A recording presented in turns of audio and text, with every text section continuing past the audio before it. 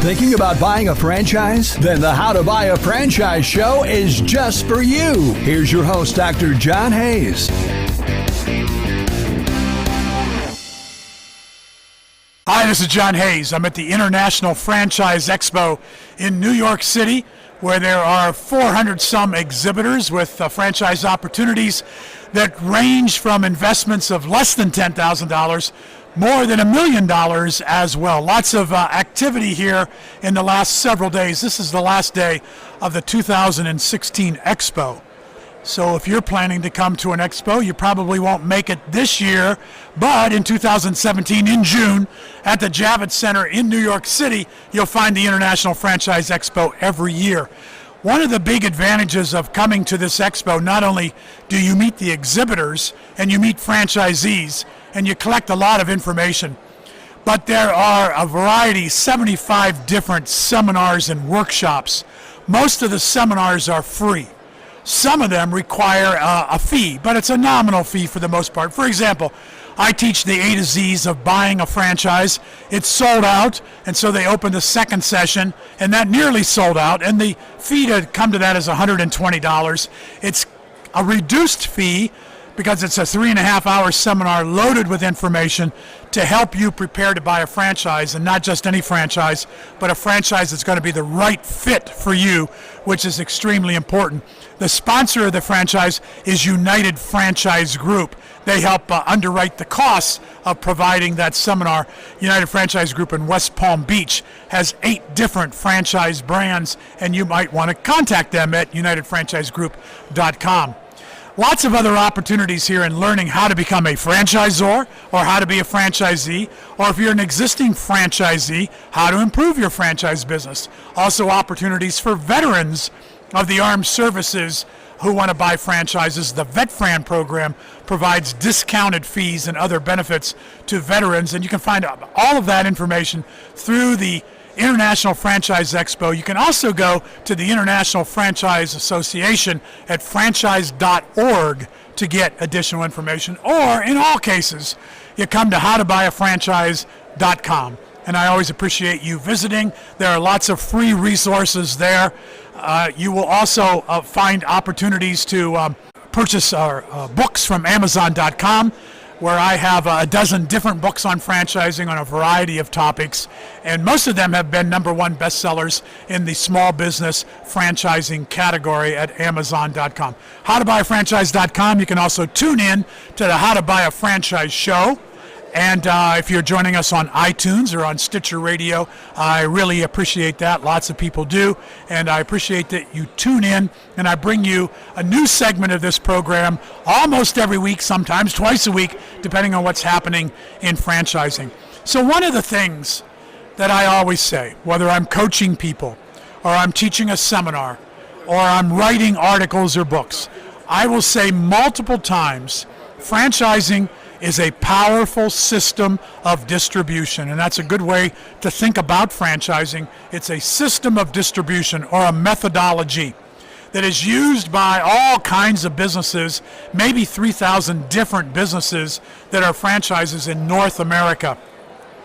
They use a system of franchising for the distribution of their products or their services, or both.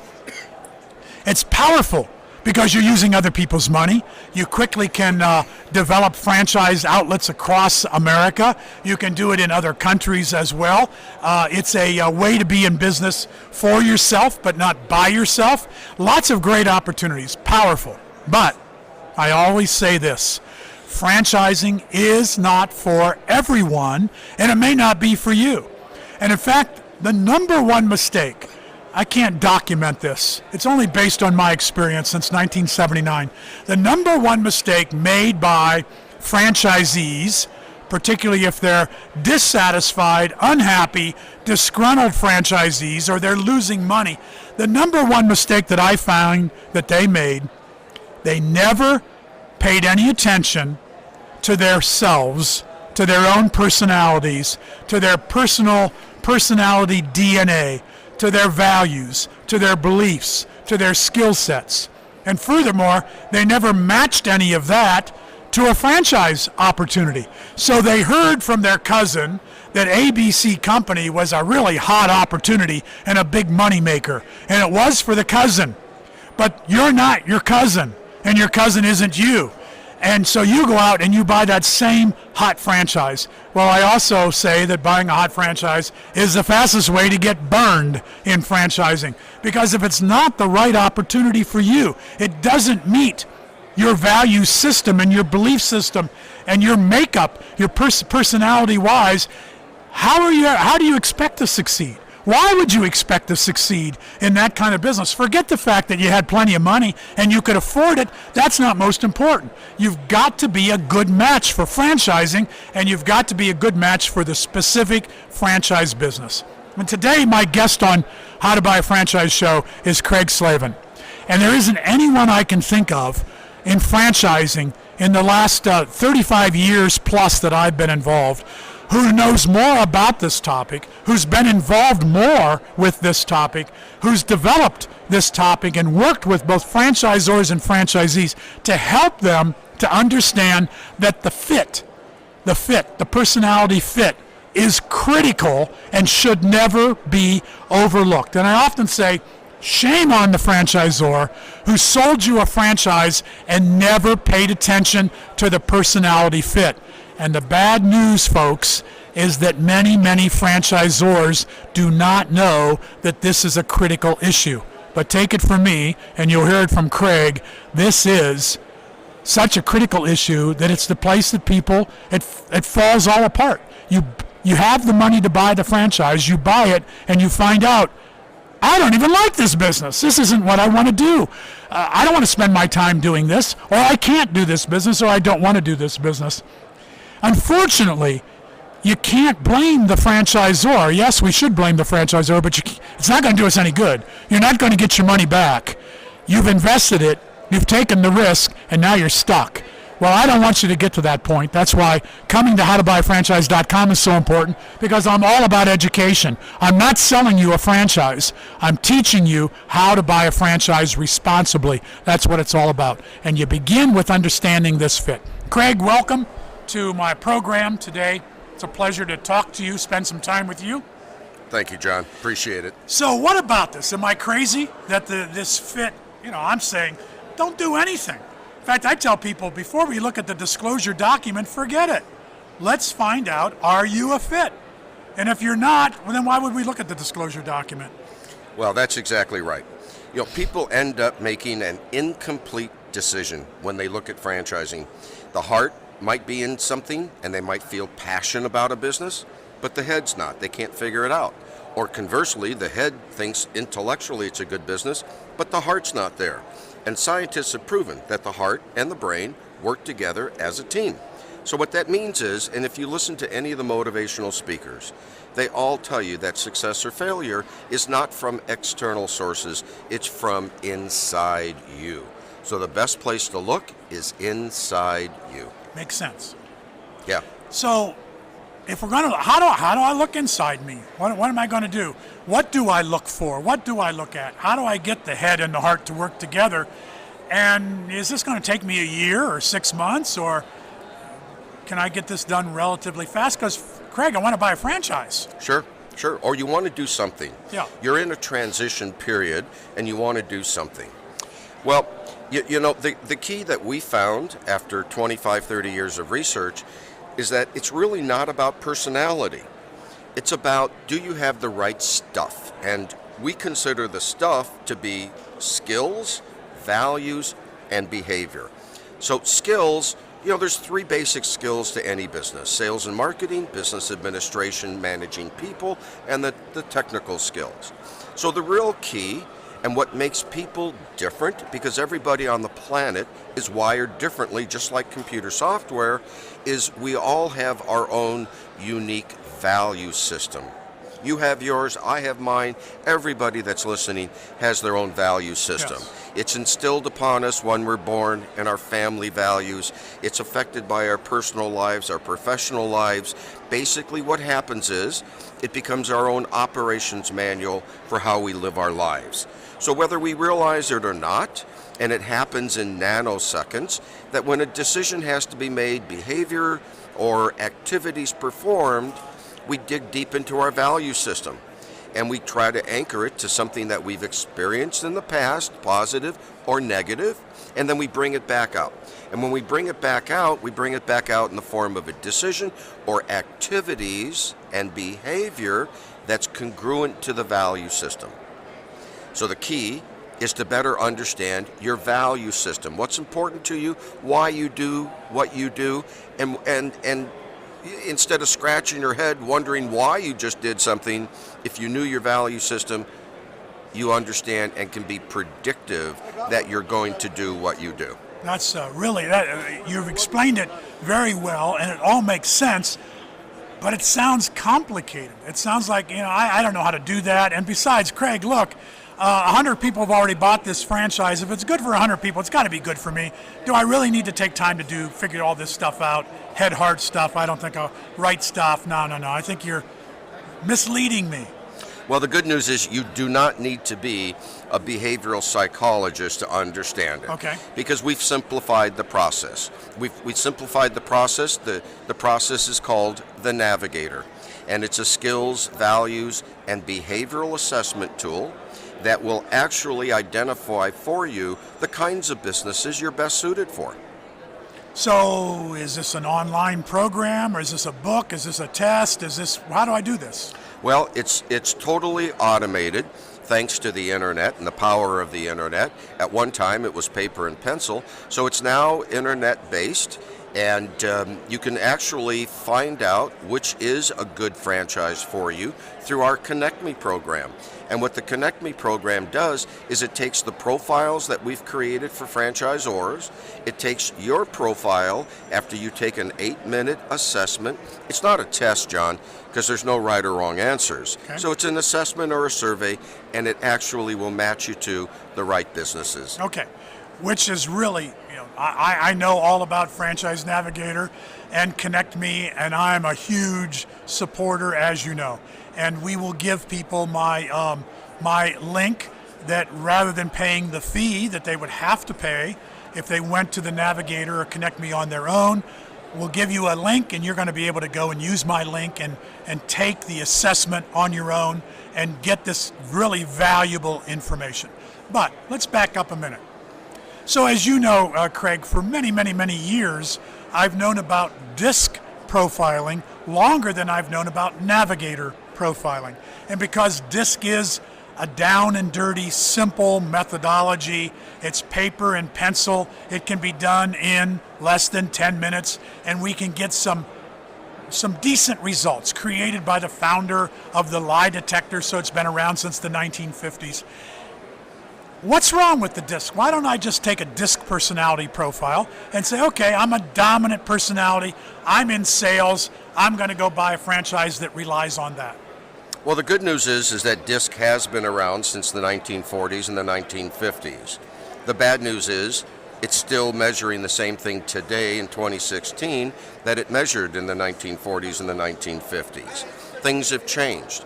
Our idea and the perception of how the brain works, how patterns work, how behavior works is totally different. Now, DISC is a really good tool, but the way in which DISC is set up and the kind of assessment that it is very different than the Navigator. The Navigator is what's called a normative assessment. And when you do and have a normative assessment, you actually can create populations, and you can measure somebody inside that population, where DISC is highly individualized to the individual. So nothing wrong with the DISC, but it's not going to give you as clear of a picture or complete of a picture as the Navigator can do. Plus, what I like about the Navigator is that you know the requirements of and the criteria and the value and belief systems that are ingrained in some of the franchisors who use the Navigator. You already know this, so you could match people to these systems that are appropriate for them. That's exactly right. Yeah. Because with the kind of research we do with each of the franchisors, we're able to create a population. And then anybody interested gets measured against that population to see if they're a good fit or not. Okay, so franchisors say that franchising is simple. We take businesses and we simplify them. We create systems, we write operations manuals, we have training programs, we have coaches and support programs, and we have people who will come to your franchise location and show you A, do this, B, do this, C, do this, do not do this, and do not do this. Simple, simple, simple. So anybody can do it. Can't you step into any kind of a franchise and be able to operate it? Franchisors seem to make it sound that way. Well, of course they do, because their main goal is putting points on the board. Their main goal isn't necessarily your happiness, your security, your safety, and your future. What they want is they want to grow their system. So it's incumbent upon you to look upon yourself and determine, do you have the right stuff? Now, if you're talking to a company that uses the Navigator, the very first thing they're going to do is have you take the Navigator to see if it's a good fit. So I want to understand this. Some franchisors use the Navigator. What does that mean? Well, what it means is they've engaged in with us, where we will come in and actually have everybody in the distribution system take the Navigator. So we end up with a population of their existing franchisees, single unit, multi-unit. Some companies, we even do general managers and assistant managers. One company had us go all the way down to the cashiers.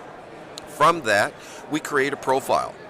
And in that profile, using the company's own KPIs, key performance indexes, we actually can customize the Navigator to their particular brand.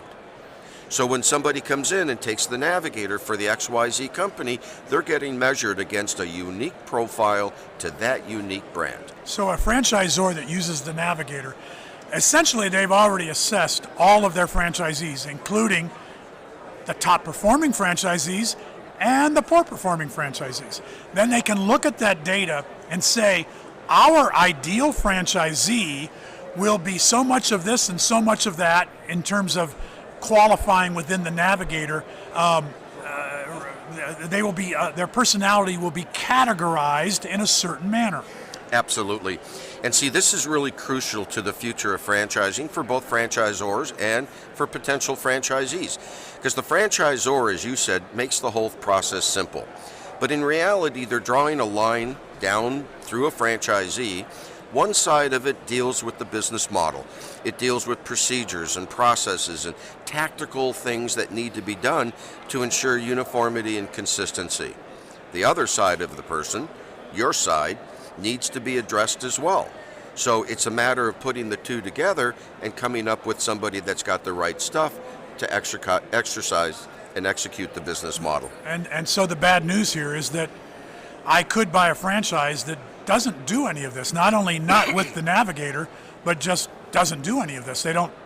Maybe they don't think that this is as critical as John Hayes says that it is, and that Craig Slavin says that it is. Well, I would strongly suggest that any franchise you're looking at, one of the first questions you should be asking the franchisor is, how much money can I make?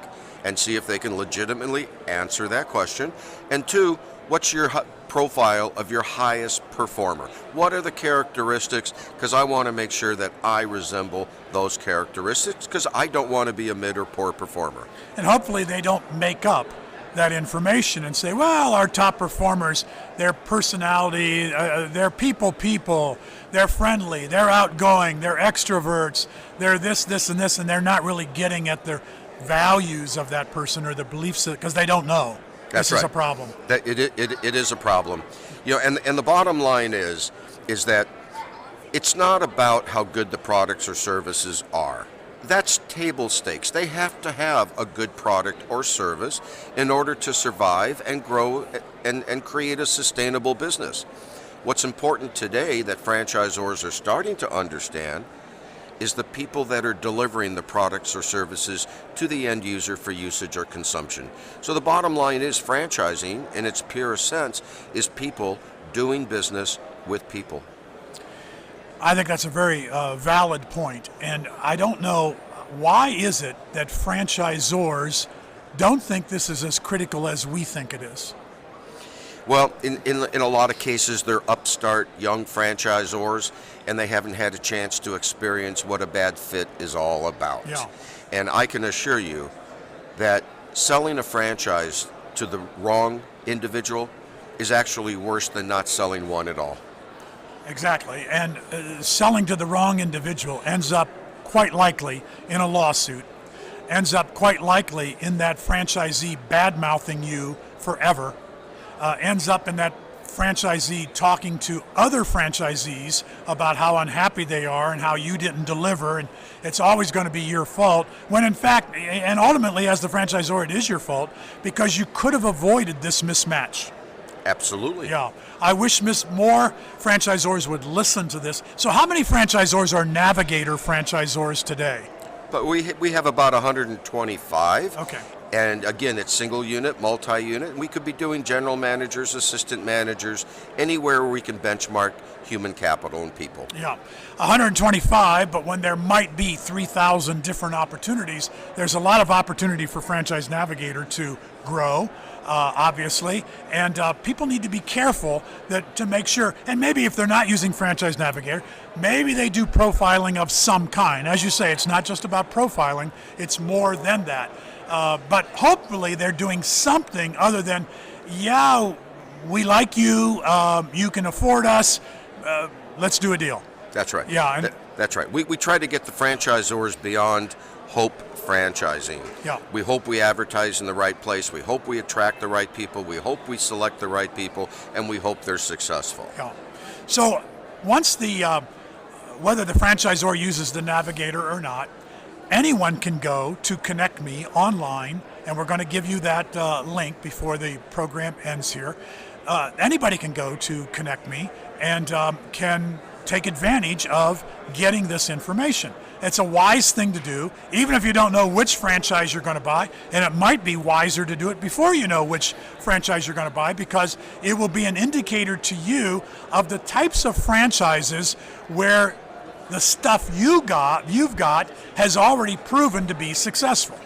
Absolutely. And we may identify franchises that under normal circumstances you might not have thought about because we've done the research, and it's not something you might readily be aware of, but you're really best suited for.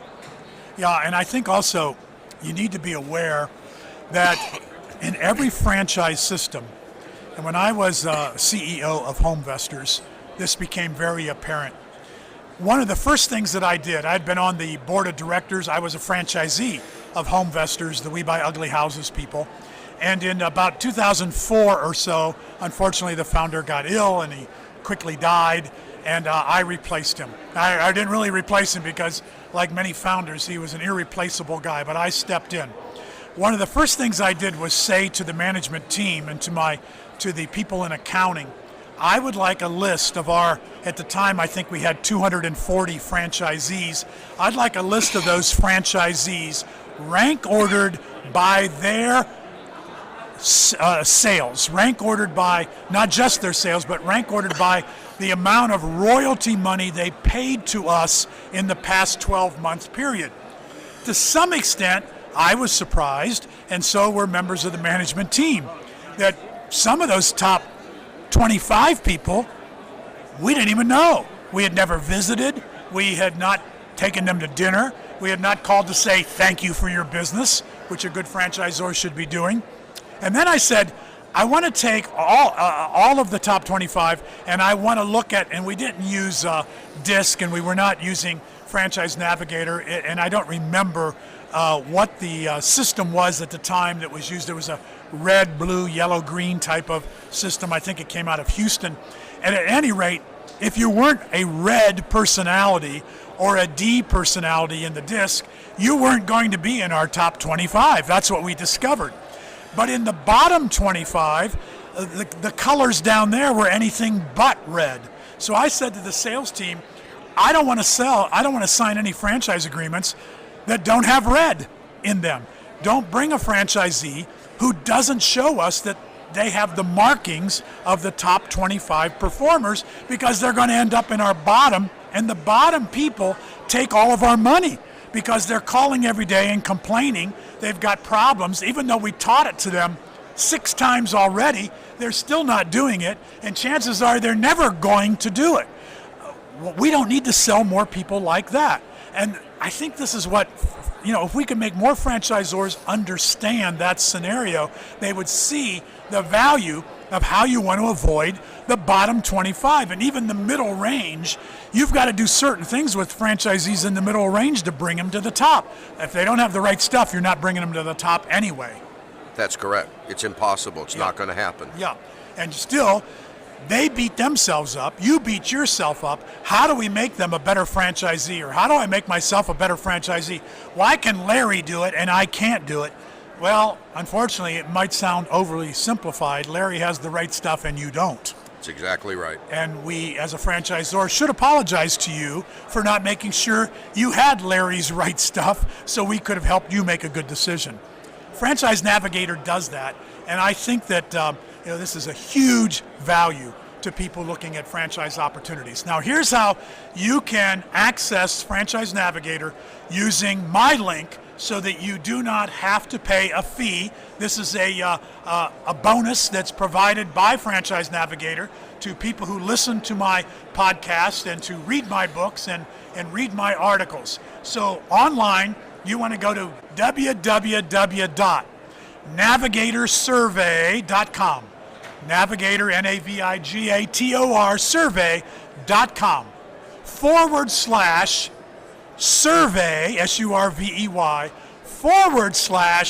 /Hayes. There's 2 forward slashes in there, don't forget them, .html. So the full link is www.navigatorsurvey.com /survey/Hayes.html. If you have any problem with that, just contact me at howtobuyafranchise.com. Craig, thanks for being here today, spending time with me during the International Franchise Expo. It's a busy time for everybody. I appreciate you coming over to New York, all the way from Scottsdale, your headquarters, and spending some time here, and I hope it was of value to you as well. It has, and thank you, John. Yes, it's always a pleasure to see you. You're welcome. This is John Hayes, and you're listening to the How to Buy a Franchise show. If you tuned in on iTunes or on Stitcher Radio, thank you. And please, please, please give us a good review, because this is a way for us to get additional listeners to the program.